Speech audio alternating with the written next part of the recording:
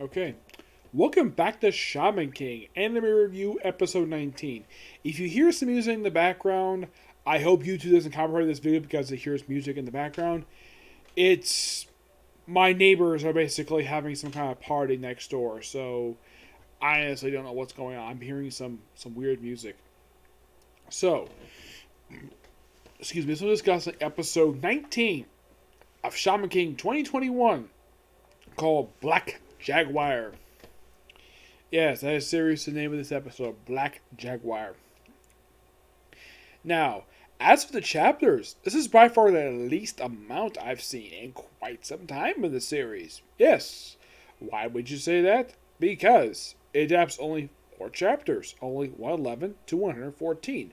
I have not seen this low amount of a chapter since episode 2. Yes, seriously. I mean, the very last 2 episodes have adapted 5 chapters apiece. 16 adapted freaking 6. Yeah, 15 adapted 5. But you're like, okay, what about chapter 14? It's basically for that one, like 4.5, but it was basically a little more than 4 freaking chapters. But yeah, I'm not really... I mean, basically what happens this episode is mostly accurate. They actually do cut a little bit out of chapter 111. Most of it for this one, basically, we pick out where last week's episode left off, where Menta runs to the Faust again. Yep, runs to Faust again. And, well, he faints in front of him. And, of course, you have, Ryu basically looking for, trying to look for Lisenberg. They do review exactly what Lisenberg is doing. Lisenberg, basically, they don't show it here, per se. They meet him with one of the, basically, the field leader of the X-Laws. Yep, setting up that particular plot thread where he joins the X-Laws. This happened also in the original series, so the original anime basically is doing here. Now, the thing with this episode is, we have a bit of a time skip. Yes, it's not really thoroughly explained. We have a bit of a time skip. I'll get to that. So, and of course, everyone is wondering exactly like about the team. Basically, they split up last week. So, like Chocolove, basically, his Pokemon gives him his head. Also, I've noticed about Chocolove, where apparently he has a bit of a pot belly. Yes, while if you look at something like Yo, Haruho, Ryu, Ren, they're in physically great shape, even though these are like kids. Ryu is probably the oldest, but at least these people are actually in shape. Chocolate basically looks like somebody who's been lazy just by his appearance. The afro is perfectly fine. It's just that he looks like basically lose a few pounds, and also looks like some of his belly is like his little thing from his belly. Yeah, in case you're curious though, like, is this basically an artistic thing that the studio of who makes the series did? I'm not gonna blame them for this. I'm gonna blame the original writer basically for this. So he's the reason why the Chocolove looks like this. Like, I have no problem with the fact this character's black.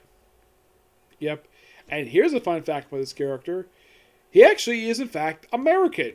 Yes, he is. He is in fact a New Yorker. They mentioned later on he actually learned his shaman abilities from an old man in New York. Now, of course, Chocolove basically has got no problem. Now, of course, Faust basically requested to join the team. And of course, Ryu is the one who tells him no, despite the fact he technically is not the one who makes the decision who joins the team. It's Yo's decision, not his. And of course, Faust does join the team later on, thanks to, of course, Anna making the team doctor. Not a bad idea, because he technically is a doctor, and he wants to make his lost love, Elsa. Oh yeah, and also, they brought up the fact that when Yo last met Faust, he basically cut open Menta's stomach. Which, yes, that did happen several episodes ago.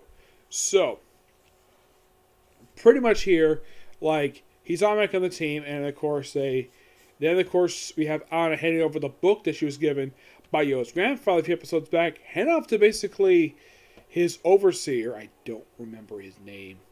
I know in the original English dub, he's voiced by Dan Green, and from what I read online, apparently in the current English dub, he's still voiced by Dan Green. If you don't know who this guy is, He's the original voice actor, or English dub voice actor for Yugi Moto from Yu-Gi-Oh! Voiced by basically Yu-Gi-Oh! As the kid and a Tim. Yep, basically, that's him. Mm-hmm. And from what also I've heard, in the current dub, all the voice actors come back except for Yo's voice actor. Yes, they replaced his because his voice actor decided to become an actual, well, become an actual live action actor. Yeah, that was the reason for it. So, they later on have a bit of a time skip right after Faust joins the team because apparently the characters got a lot stronger and look a little different per se. If you look at Ren, he's wearing completely different attire. He basically is look like you have Anna wearing it looks like a regular home her regular house clothes basically with the Komodo. Kind of the same thing with Yo per se. Menta is basically wearing basically a tracksuit. Ryu is still wearing the same outfit he knows his normal 70s attire. Faust still wears the same attire. I'm surprised they haven't have Anna as basically, well, she could have basically ordered the fact that she could have basically made him an actual suit to wear. And for some reason, he still looks like the same with a little, like he has this basically thing in his chest where it looks like he basically sewed some kind of material on his skin. It's never explained of why he looks like that for or why he's so freaking thin. I mean, the man has skin and bones because he practices necromancy. Yes. So, and of course, everybody's divided up into 3 teams. Teams of 3. Also, this is something quite interesting though. Like, okay, so they go to the U.S. to go to Patch Village, and then they go back to Japan to go to this island near Tokyo. Which you're probably thinking, why the heck would they do that for? It seems like almost a complete waste of time. Well, probably the guy has some strength. That's probably the reason for it. I mean, they weren't in the U.S. very long. I mean, they were only in the U.S. for about 5 episodes. Mm-hmm. Yeah. In the current series, they were only in the U.S. for... Let's see.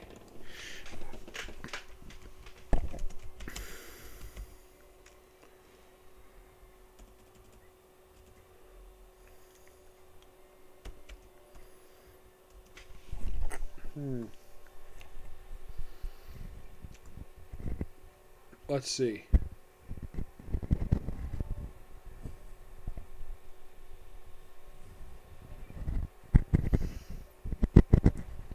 I think since like episode 13, I think it was. Yeah, I think that's when they arrived in the U.S. Yeah, they were only in the U.S. about 6 episodes. So yes. So they basically fly out to the island in helicopters instead of an airplane like last time. And they actually cut out the bit where they mentioned there was a possibility that the helicopter was an oversoul. Yeah, they cut that out in the anime. Also, outside the window of where Team the Ren basically is, we see Ren's parents, his beautiful sister, and his grandfather. I say beautiful sister because she is one. Oh yeah, she is hot. Like, yeah, baby. Yeah, and here's the thing: in the original 2001 anime, Ryu frequently hit on her a lot. And he would she was actually one of the many women who was not Anna that he would frequently propose to because he really wanted a shaman bride. Yeah. I don't think personally Ren will even care the fact that this idiot would be his bride. I don't think he would mind it. I think the one person basically who would be kind of against this would Ren's father be against it? Not really per se. I don't think he would have. I don't think he would really give a damn. But I think basically the one person who would actually be for it is Ren's mom. Yes, his beautiful mother, who's almost a spinning image of basically his sister. Yep. So, oh yeah, and as for the spectators, almost like the full crowd. What they show here is kind of interesting, to say the least. There's a lot of empty seats in this place. Now, I don't think that this particular scene, when they show the crowd like this limited capacity crowd, I don't think this is actually based upon the real life stuff going on right now.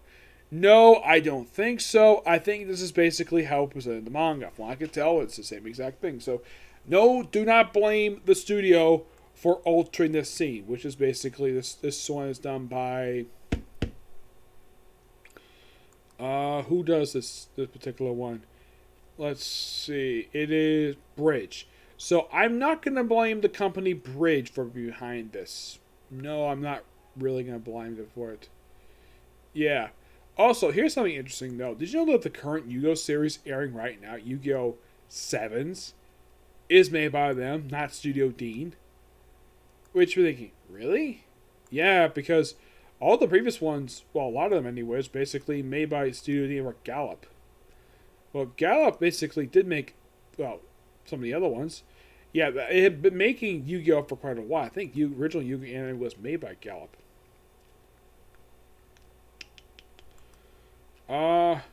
Yeah, it was made by Gallop. Yeah, and now apparently the current studio who makes it is not them. Yeah, it basically the same studio who makes, well, this one. Yeah, Bridge. Yeah, it's one of the two series they're doing right now, which is interesting to say the least. Yeah, it's two airing right now. They're also one of the studios behind the recent last season for Fairy Tail. Yep, they were. Now, as in the case when they were riding the same team, the Ren is up first, which is made up of Ren, Haruho, and Chocolove. And they're taking on Team Earth, who are Ho's followers, made up of the Bon and this mysterious guy who looks like a mariachi. And the Bon are this group of exorcists who work for Ho, who wants to put the guardian spirits, thinks they're evil, and wants to remove from the actual shamans. And you're probably wondering why the heck would these idiots work for Ho? Because he's got a guardian spirit, and why the heck would he work for them? I have honestly no idea. It's something that the series doesn't really explain at all. And of course, well, they try to use their particular music on Chocolove, and it doesn't work. And you're thinking, really? How? Chocolove got strong. We finally get a chance to see what his ability is, where he basically summoned a freaking claw. Yes. One of these type of claws, you summon Anna, basically looks like these type of thing you can put claws on your claw nails on your finger. And he said he learned his little Jaguar technique for an old man in New York. And oh yeah, by the way, we actually have. I gotta point this out though about the Shaman King characters. I don't remember this guy's name. He's one of the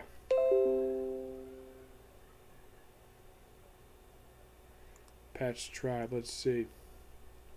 Silva. Yeah, Silva. And good, they kept him.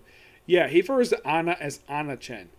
Now, here's the thing about Silva. He's Native American, and he's speaking Japanese.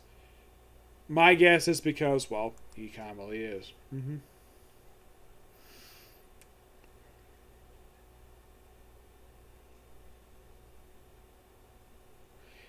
Yeah. So, you might ask me who does voice Yo in the current series. This is not, well, the original voice actor. It is somebody named Abby Trutt. This is the person who voices Yo in the current series. Mm-hmm.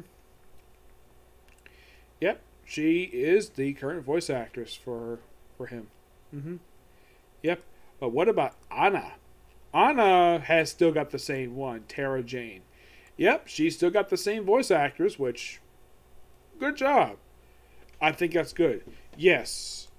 And from what I looked up basically for English dub, for this series anyways, pretty much, I think like the only person they did change, there was actually two people they did change. They changed Yo, they changed Ho. Ho was currently voiced by Erica Mendez in the current English dub. Mm-hmm. Let's see. Ryu, they actually, Renosk? Yeah. They actually changed his voice actor, which, that's interesting. Yes, they changed him. In the original series, he's voiced by Sean Schimmel. And this one is done by DC Douglas. Tao Ren, another actor they changed for some reason. Don't know why. Hariho, same voice actor. Jonathan Faust, same one. Liza Berg, same one. Chocolove, which of course they for some reason decided to go with his. From what I can tell, it looks like they went with his original name. Yeah, I'm not really sure why the heck in the 2001 series he was Jocko, and in the 2001 series he's referred to basically by his actual name, Jocko Modano. Which, okay, interesting. They do change Golva. Yeah, her voice actress has changed. It was Ted Lewis in the original series, and currently is voiced by Jodie Kersey. They changed her. Silva's the same. Clem, one of the people who actually, one of the people, still the same person. Yep, still the same one. Yeah, English voice actor is pretty much the same. For a lot of the other ones, let's see. Any other ones basically that actually changed the voice actor? That's a good question. I know Sean Schemmel voices one of the spirits. Not that one, no.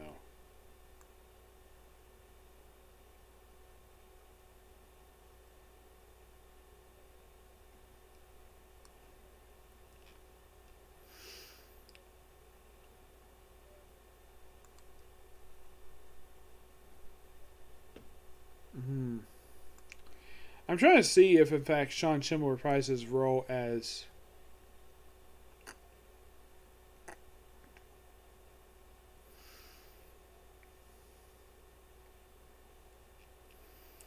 Ryo's spirit.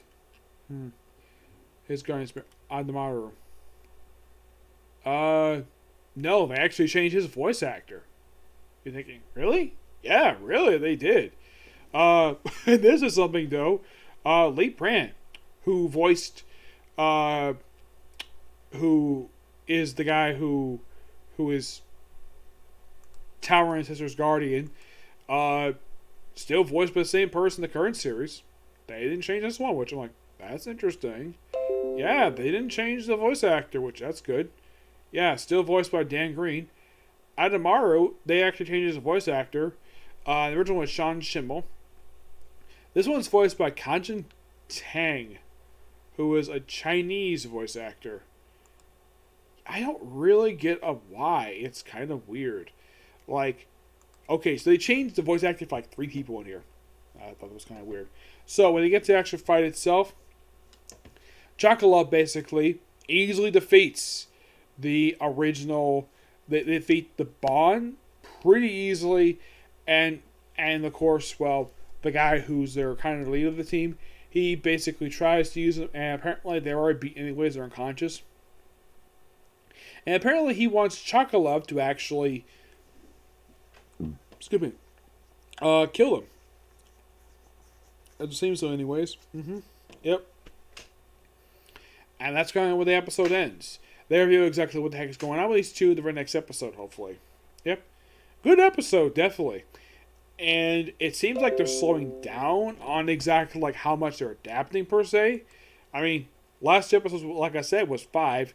This one's only 4. So who knows how far they're going to go next week per se. Well, I'm kind of glad. I'm very glad the fact we finally got past chapter 100, and they only reached that far just 2 episodes. Actually, it was about 3 episodes back. We finally got past chapter 100. I was really hoping to see that. I'm hoping at some point they actually do finish adapting like chapters 3 through 5, because it seems as though these 3 were never fully adapted. No, not really. I thought that was kind of weird. Yep. So yeah, that's a particular view. And that's going to be it, videos today, because, well, I've got no more time to do my videos today. So tomorrow, I expect to see videos for, and I'm hoping I don't get any delays, whatever, like it was for yet last week, for How Realists Hero Built the Kingdom, The Case of Atlantis, and Case Closed. Now, I have heard also there's not going to be any My Hero Academia dub this weekend. But I'll still review My Hero Academia manga. I'll still review that, but no dub. Once again, we're taking a week off for some reason. Maybe they need a break. It's possible. So far, it confirmed about 3 particularly I'm going to do tomorrow. And I'm going to do hopefully more One Piece tomorrow. Okay? In the next video. Bye.